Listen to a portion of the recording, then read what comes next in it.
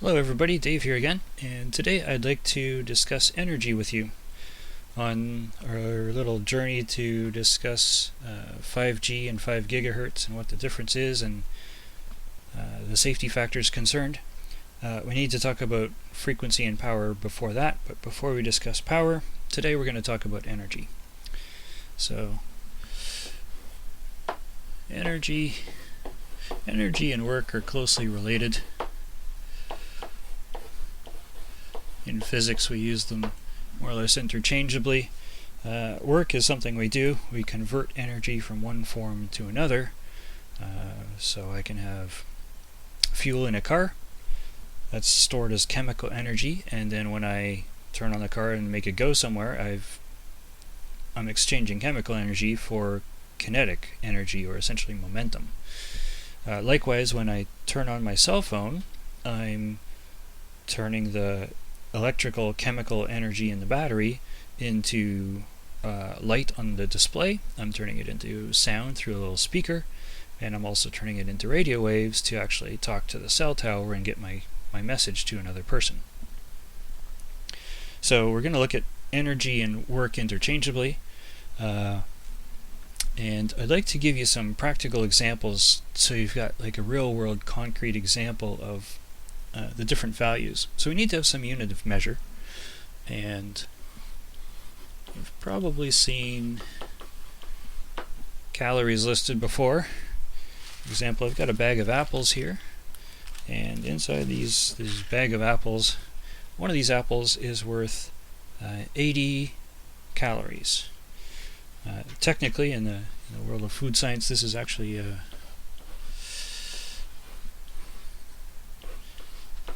kilocalorie, but for nutrition labeling we typically ignore the kilo. It's kind of assumed. We'll come back to that idea in a moment. I'd like to introduce you also to the term joules. That's another unit we're going to measure things in. And we also have kilowatt hours. So next time you read your electricity bill, chances are the amount of electricity you've used over a month or two is listed in kilowatts times number of hours. So let's have a look at each of these, and I'll give you some examples here. So let's take our 80 calorie apple, for example. What is 1 kilocalorie? You might wonder. The idea of the calorie comes from the idea of warming up some water. So if I have 1 kilogram of water, nice thing about the metric system, that works out to 1 liter. And I think in the US system that would be approximately a quart for my American friends and family. So if I've got a quart or a liter of water, it's going to weigh 1 kilogram.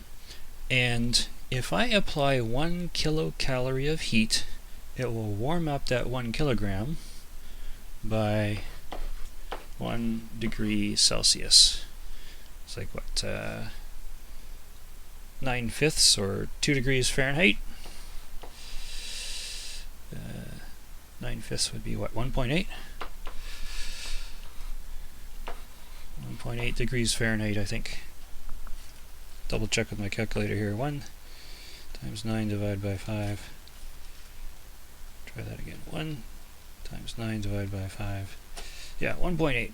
So 1.8 Fahrenheit. I guess that would be about 2 pounds. So if I warm up 2 pounds of water by 1.8 Fahrenheit, I've used up 1 kilocalorie of energy. So if I take my apple and I eat it, my body gains, in this case we talked about 80 calories or 80 kilocalories for this apple. So I'm going to gain 80 kilocalories by eating this, which means I could then do some work on treadmill or whatever, and if I hook the treadmill up to a water heater, I could heat up 1 kilogram of water up 80 degrees. So 80 kilocalories 1 kilogram by 80 degrees Celsius. Or I could warm up 80 kilograms by 1 degree Celsius.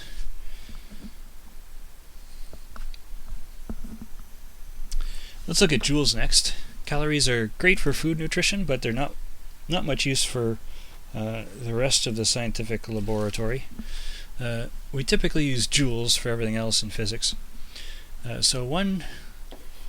We can convert between the two. 4.2 joules is equal to 1 calorie. I've got the lowercase c there. So 4.2 kilojoules is equal to 1 kilocalorie.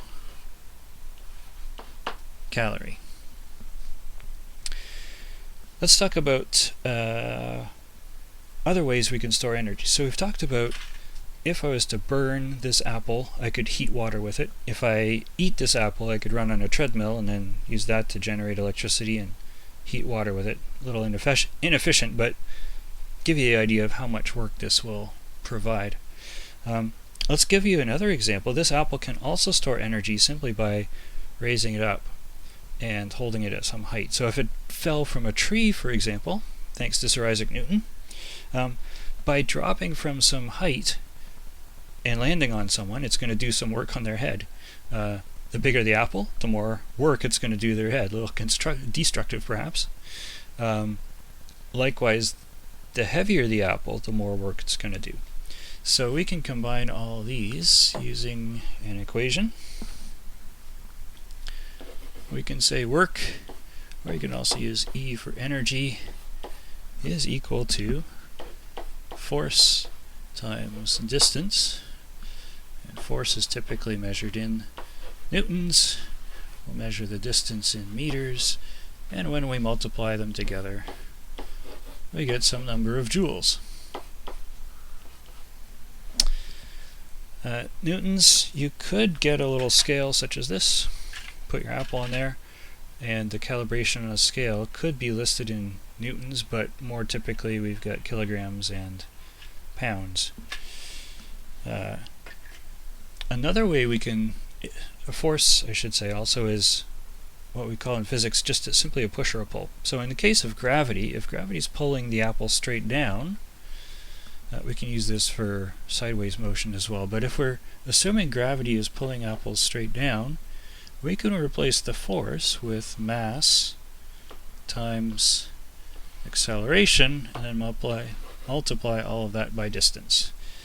So I can have kilograms times meters per second squared times the distance in meters, and that will also give me some number of joules. Let's work out a practical example then for this apple. I'll switch to blue for my practical examples here.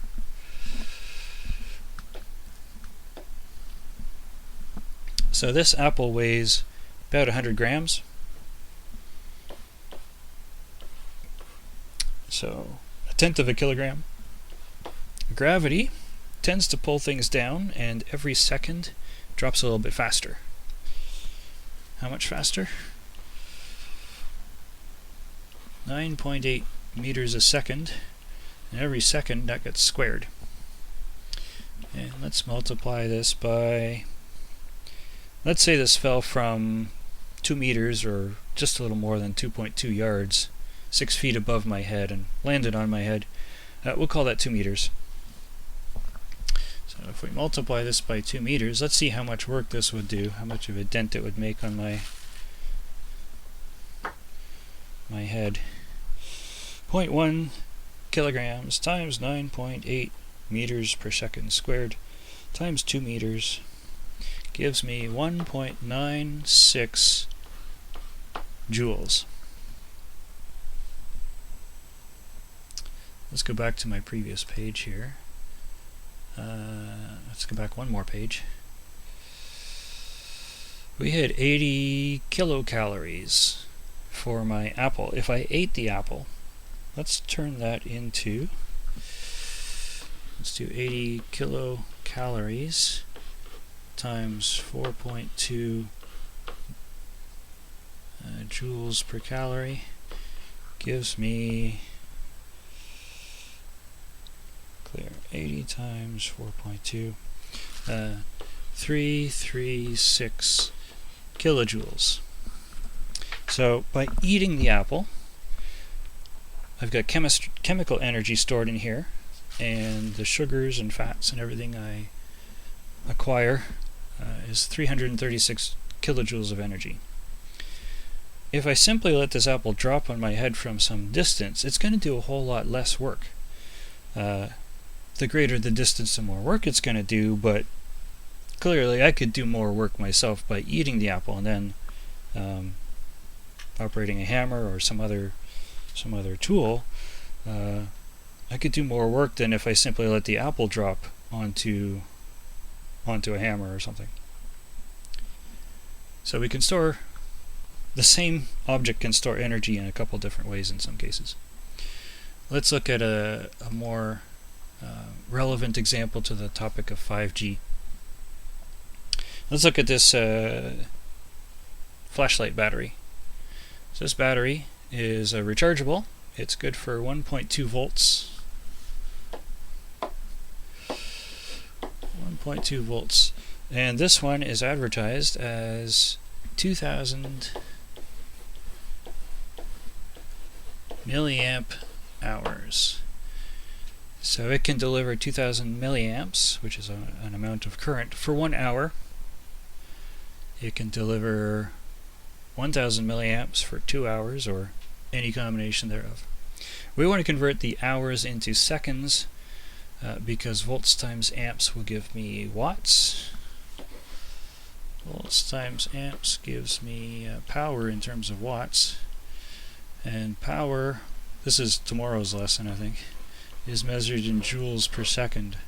So if we multiply by number of seconds, the seconds cancel out, we're left with joules. So let's do this. 1.2, I use my blue here for the numerical.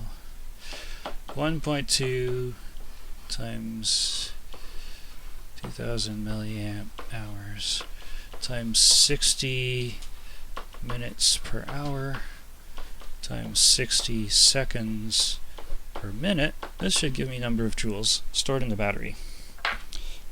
1.2 times 2000 milli times 60 times 60. 8.64 kilojoules. Let's compare that to my apple. So there's a lot more energy stored in this than if the apple simply drops on my head. But if I eat the apple, I'll get 336 kilojoules. If I simply operate the battery, I'll only get 8.64. So I could eat this and then turn a generator and generate about 13 times as much electricity as this. Let's do one more example. Got my handy dandy smartphone here. I'm gonna pry the back off. And there's my battery, the blue square rectangle. While I've got this open, I'll tell you a little bit about antennas. This here, probably can't see it, there's a little 1/4 inch square, looks like electrical tape, it's got white letters on it. It's labeled Wi-Fi. That's my 1/4 inch by 1/4 inch. That's the antenna when I want to watch YouTube videos of cats and whatever all else. That's going to talk to my wireless router. So this little antenna here is going to talk to this antenna here. They're going to talk back and forth, and a cat video appears on the screen. This antenna here, also about a 1/4 inch by 1/4 inch. If I'm lost in the woods, this is my GPS. This is going to listen to 4 satellites 40,000 kilometers above the Earth and do a little calculation and figure out where I am. Along the bottom, about 1 inch wide by, or 2.5 centimeters by a 1/4 inch, or 5 or 6 millimeters, is a 4G LTE, so 4th generation cell phone antenna, and up at the top I've got a second one. When I'm talking on the phone, there's my earpiece, that's going to be facing my ear. And down here's my microphone, that's going to be facing my mouth. And when I'm holding it, you'll notice the antenna is pointing away from me, and there's another antenna here pointing away from me. So little details about where I'd hold my phone and where the signals are going to be broadcast. Back to the battery. Take my battery out, and fine print's a little hard to read, but I will write it on the board for us here. So this battery is 3.8 volts, and it can deliver 3.8 volts at 2000 milliamp hours. We'll multiply by 60 minutes per hour, and we'll multiply by 60 seconds per minute.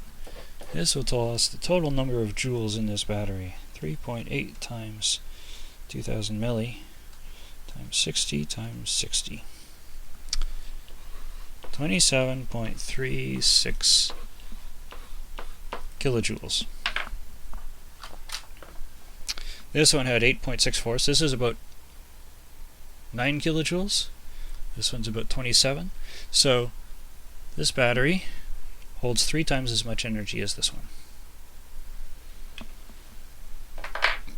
And this weighs at 27 kilojoules, 336 kilojoules of chemical energy when we eat this. So I get 13 times as much. Actually, let's do the math on that. 336 divided by 27.36. Yeah, it's about 13 times as much energy by eating the apple as there is. So I could eat this one apple and turn a generator by hand and charge 13 of these batteries up. So,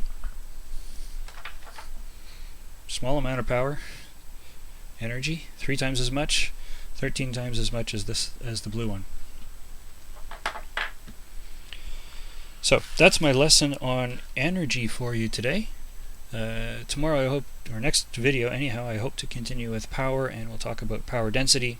Once we've done that, then we can look at what Health and Safety Canada calls Safety Code 6, which discusses, we need to talk about frequency first, but we'll get to Safety Code 6, which tells us what the safe limits are for operating radio equipment and radio waves and cell phones and so on. So hope you enjoyed the video, and stay tuned for the next one shortly.